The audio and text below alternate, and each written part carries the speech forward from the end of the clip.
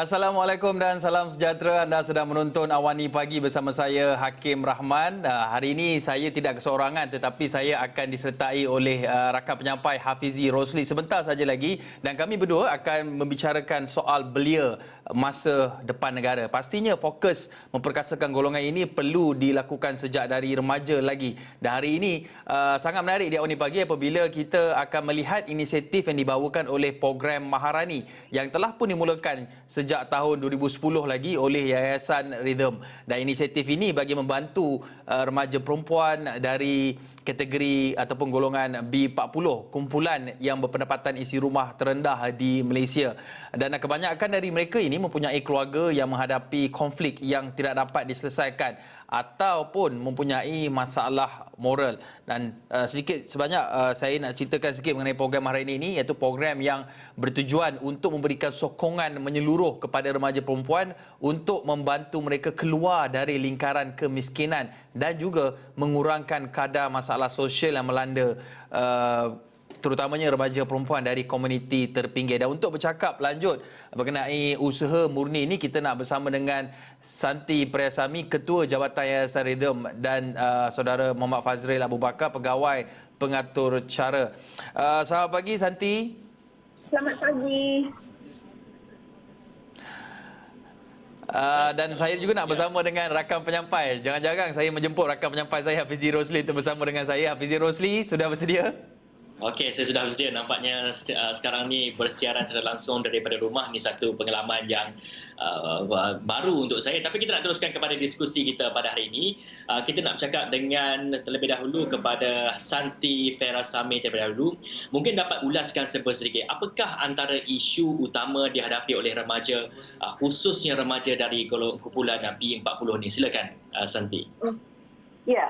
Jadi untuk kaum remaja perempuan ya daripada kumpulan B40 ini, memang apa yang mereka alami ini bukan jauh berbeza daripada kumpulan M40 ataupun T20, iaitu peralihan ya daripada ataupun transisi daripada kanak-kanak kepada remaja ini memang mempunyai banyak cabaran ya. Mereka kena memahami perkembangan yang berlaku dalam pada diri mereka sendiri, ya, secara sosial, secara emosi dan sebagainya.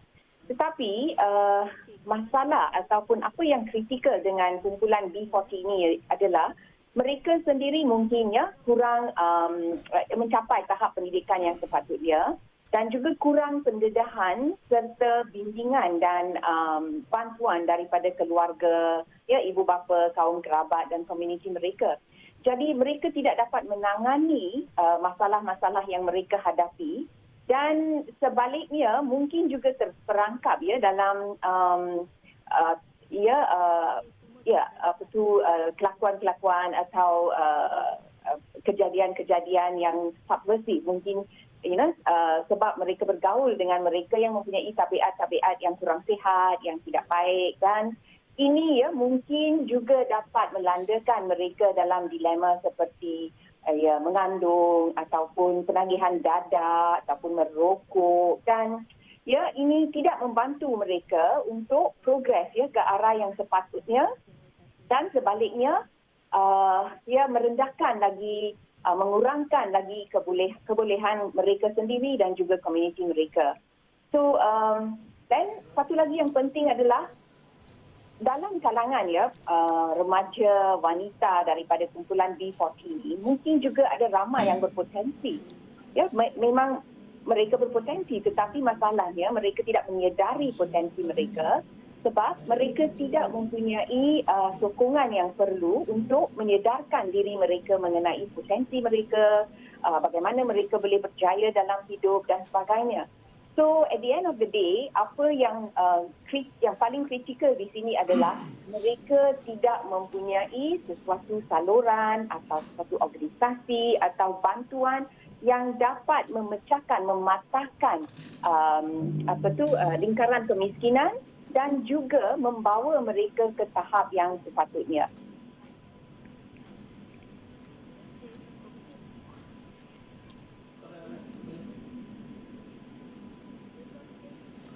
Okey, kita juga nak bersama dengan Cik Muhammad Fazril Abu Bakar, Pegawai Pengatur Cara bagi program ini. Cik Fazril, Mungkin boleh kongsikan sedikit mengenai program Maharani dan apa sebenarnya pendekatan yang digunakan untuk mencapai matlamat program ini? Okey, terima kasih saya saudara pengacara. Jadi seperti apa yang telah diperkatakan oleh Ketua Jabatan saya tadi, Puan Shanti, pendekatan yang kami dengan permasalahan yang diutarakan oleh Ketua Jabatan saya tadi, pendekatan kami adalah pendekatan holistik melalui program Maharani ini, yang mana kami cuba memperbaiki taraf kehidupan dan juga aspek-aspek hidup remaja-remaja wanita yang berada dalam golongan B40 ini ataupun B40 ini melalui program Maharani secara holistik, yang mana kami memberikan mereka pendedahan kepada imej diri, modul-modul seperti imej diri, kesihatan reproduktif, komunikasi dan juga akademik. Dan modul-modul ini sedikit sebanyak dapat membantu membina sasiah dan juga keyakinan dalam kalangan remaja-remaja wanita yang terlibat secara langsung dalam program Maharani yang kami jalankan ini. Jadi melalui modul-modul ini yang juga dikendalikan oleh jurulatih-jurulatih yang kami latih sendiri, dapat memberi impak yang lestari ataupun sustainable impact kepada golongan-golongan remaja wanita yang terlibat dalam program Maharani ini. Baik, kalau kita ingin melihat kepada bagaimana sebenarnya peserta-peserta ini dipilih, apakah kriteria-kriteria yang digunakan pakai oleh penganjur kepada peserta-peserta ini untuk mereka ini memasuki atau menyertai program ini? Mungkin Puan Santi ada kupasannya, Puan Santi. Ya. Jadi untuk pemilihan peserta-peserta ini, kami sebenarnya bekerjasama dengan sekolah-sekolah menengah di kawasan di mana program ini dijalankan. Jadi sekolah-sekolah itu sendiri, mereka memang familiar dengan program kami ini, dan mereka akan membantu kami memilih peserta-peserta yang akan mengikuti program Maharani ini. Dan sebaik sahaja peserta-peserta ini memasuki program, kami juga akan mengawasi kehadiran mereka untuk program ini. Dan sekiranya ada mereka yang kurang menunjukkan komitmen, kami akan terus berhubung dengan ibu bapa dan keluarga peserta-peserta tersebut. Dan sekiranya perlu, kami juga berikan kaunseling kepada ibu bapa mereka dan menerangkan kepada mereka kepentingan signifikasi program ini supaya kami dapat komitmen yang penuhnya daripada peserta dan juga daripada keluarga peserta-peserta ini. Jadi sekolah yang akan membantu kita memilih peserta, dan kriteria yang digunakan adalah mereka daripada seboleh-bolehnya mereka daripada kumpulan B40 dan itu adalah kriteria yang paling utama. Pencapaian akademik mereka tidak begitu penting sebab we take from the starting point from wherever they are. Kita memula daripada starting point dan memberikan mereka bimbingan dan mentoring dan coaching yang seperlunya untuk memajukan murid-murid ataupun pelajar peserta ini dari mana mereka yang dari tahap di mana mereka berada kepada tahap yang seterusnya. Puan Santi, kita sedar bahawa kebanyakan mereka dalam kumpulan ataupun golongan B40 ini pasti mempunyai keinginan untuk mengubah kehidupan mereka. Tetapi keinginan itu sukar dicapai tanpa sokongan sosial ataupun support daripada persekitaran ataupun sekeliling. Bagaimana program ini dapat membantu untuk mengubah minda dan juga pemikiran mereka untuk ke arah lebih baik, bukan sahaja golongan sasar yang mengikuti program ini tetapi juga terhadap sistem sokongan mereka, ibu bapa mereka, rakan-rakan sebaya mereka dan juga mungkin di peringkat komuniti itu sendiri?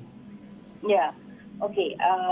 Memang ini merupakan satu elemen yang penting yang boleh menentukan kejayaan program Maharani.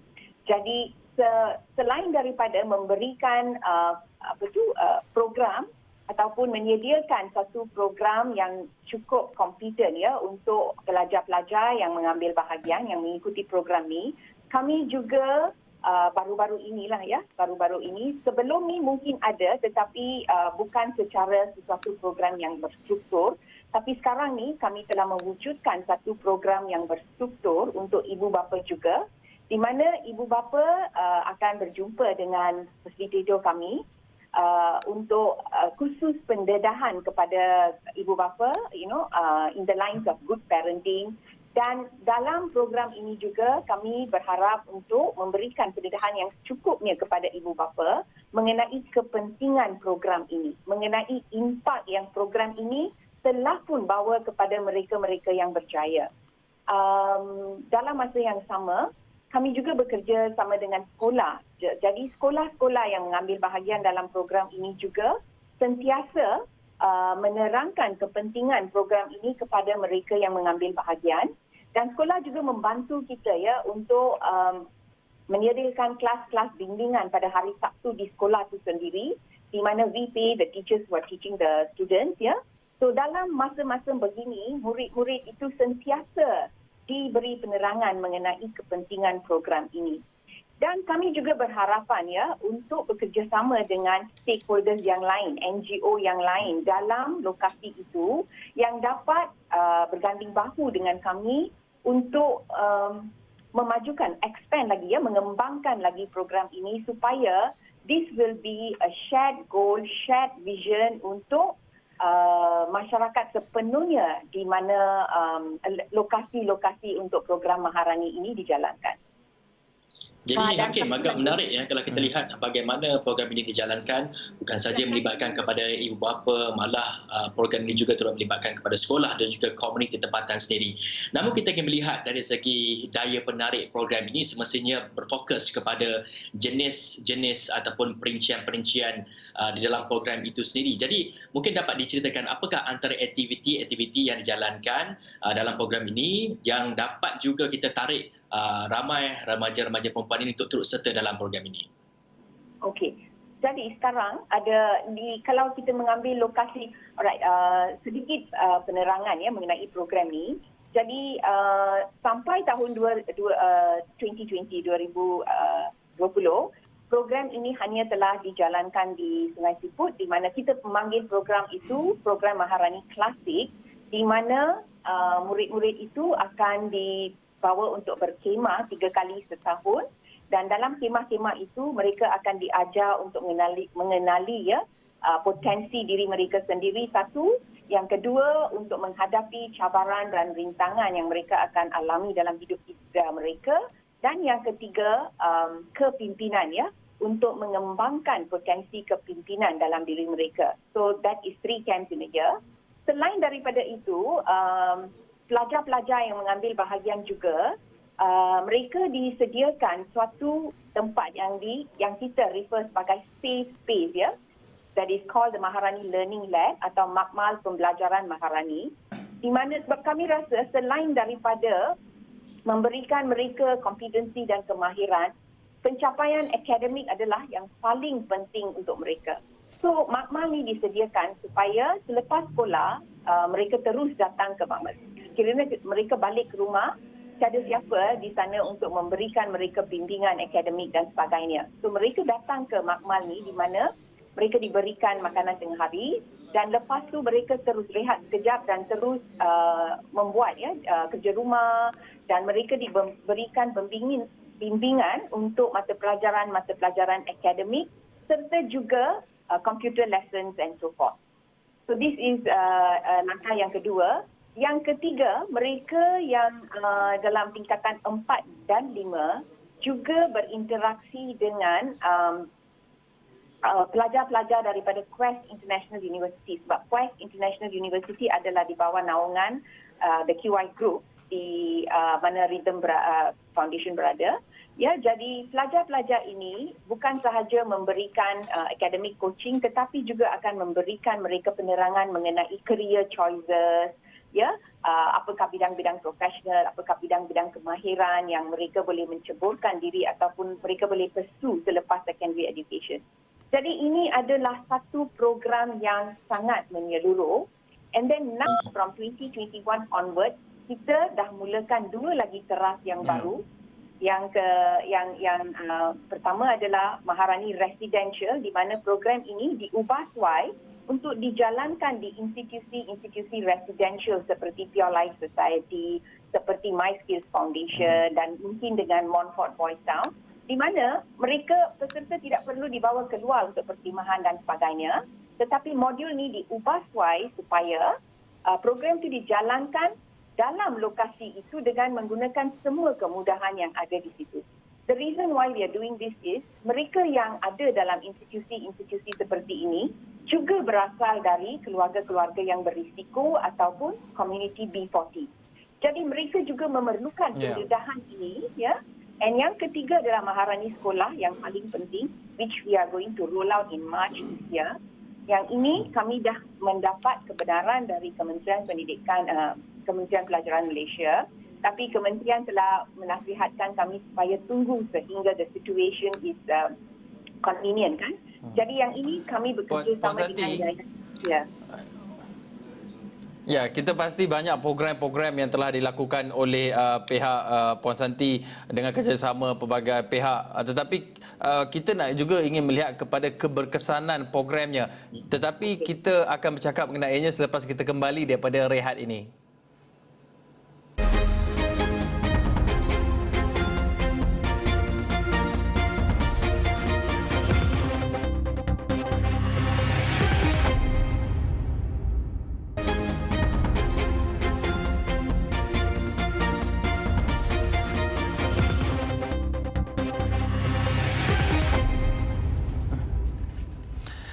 Bertemu kembali dalam Awani Pagi bersama saya Hakim Rahman dan juga Hafizi Rosli, dan kami berdua sedang membincangkan mengenai program Maharani, iaitu program untuk memperkasakan remaja dalam komuniti terpinggir.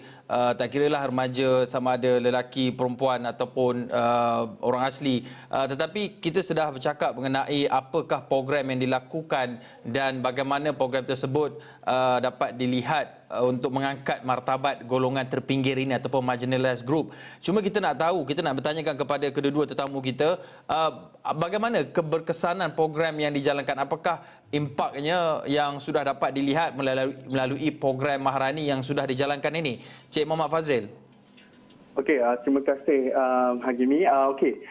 Salah satu daripada impak, dengan 10 tahun pengalaman Maharani program ini dijalankan, terdapat pelbagai impak sama ada kecil ataupun besar yang telah kami dapat pastikan daripada program ini. Dan salah satu daripada impak yang kami dapat lihat daripada program ini adalah peningkatan dalam sekolah kerajaan yang dipilih untuk melaksanakan program ini. Program ini seperti yang diperkatakan oleh Puan Shanti sebentar tadi disokong penuh oleh Kementerian Pendidikan sejak daripada tahun 2010 lagi melalui program sekolah angkat daripada rakan kolaborasi kami di Pinta Foundation ataupun Yayasan Pinta. Maharani telah berjaya dilancarkan di 3 sekolah awam di Perak. Dan dengan program ini, kementerian melihat kesan positif program ini terhadap remaja-remaja wanita di sekolah. Dan insya-Allah berkemungkinan tahun ini kami akan memperkembangkan lagi jangkauan kami dengan memperkenalkan program ini di 5 buah sekolah yang bertuah, kalau saya boleh cakap macam itu, di Selangor. Dan kemudiannya, apa yang impak, orang kata tu direct impact kepada golongan-golongan remaja wanita ini adalah perubahan tingkah laku positif dalam kalangan mereka yang terlibat dalam program ini.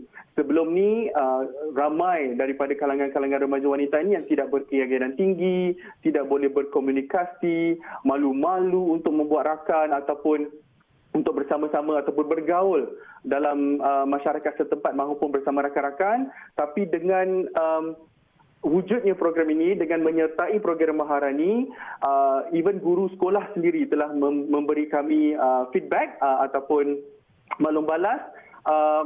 Gadis-gadis ini dapat meningkatkan prestasi mereka, sama ada dari prestasi akademik, komunikasi yang lebih baik, bertanggungjawab dan juga menjadi pelajar yang lebih disiplin. Ibu bapa juga dapat melihat impak kepada program ini daripada remaja-remaja wanita yang menyertai program ini, yang mana mereka sekarang ni lebih rajin dalam bantu kerja rumah, orang kata tu bercakap dengan ibu bapa dengan cara lebih sopan, dan speaking of academic ataupun pencapaian akademik, daripada 145 pelajar yang terlibat dalam ataupun remaja-remaja wanita yang terlibat dalam program ini tahun lepas, hampir 50% telah berjaya pergi ke institusi tinggi, sama ada sedang di peringkat A-level, di kursus politeknik ataupun di kolej-kolej komuniti dan juga kolej-kolej swasta.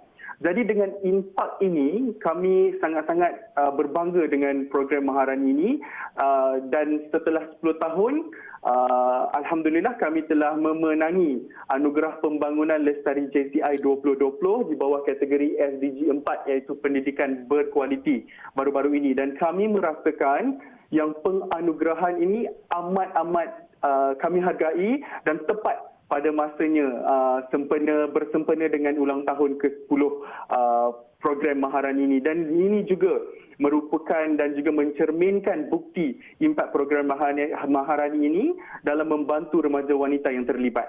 Ya. Baik, banyak impak positif yang kita boleh lihat ya, terutama dari segi untuk memberikan pendidikan ataupun untuk memperkasakan mereka dengan memberikan pendidikan. Sebagai contohnya apa yang dikatakan oleh Encik Fazril dikatakan tadi, ramai yang telah pun melanjut ke peringkat tertinggi dan sebagainya. Namun tidak dinafikan setiap apa benda yang ataupun setiap perkara yang mereka pernah lalui sebelum ini, mungkin kisah-kisah hitam yang terjadi kepada mereka ataupun mungkin kesusahan yang dihadapi oleh mereka itu sendiri sedikit sebanyak akan menjejaskan perjalanan. Mungkin ini adalah antara salah satu cabaran yang terpaksa ditempuhi oleh pihak penganjur. Bagaimana agaknya Puan Santi melihat kepada cabaran yang dihadapi oleh pihak penganjur?